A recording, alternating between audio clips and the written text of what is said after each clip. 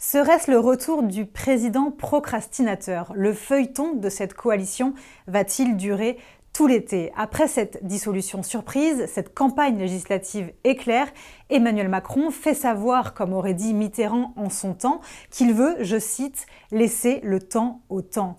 Alors pourquoi jouer la montre pour constituer son futur gouvernement?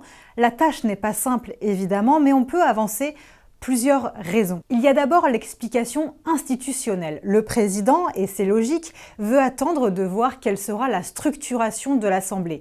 Qui se rattachera à quel groupe politique? Les Républicains siégeront-ils tous ensemble?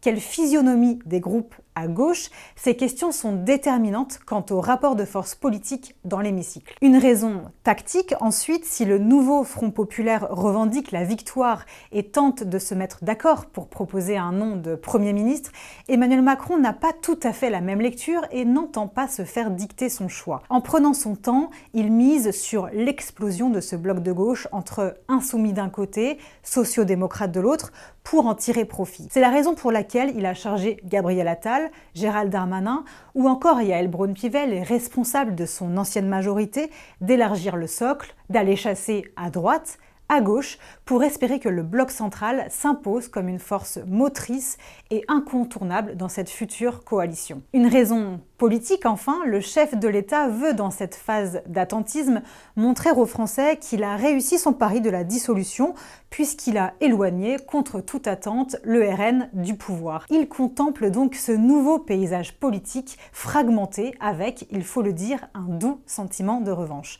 Bref, Emmanuel Macron croit être redevenu le maître des horloges.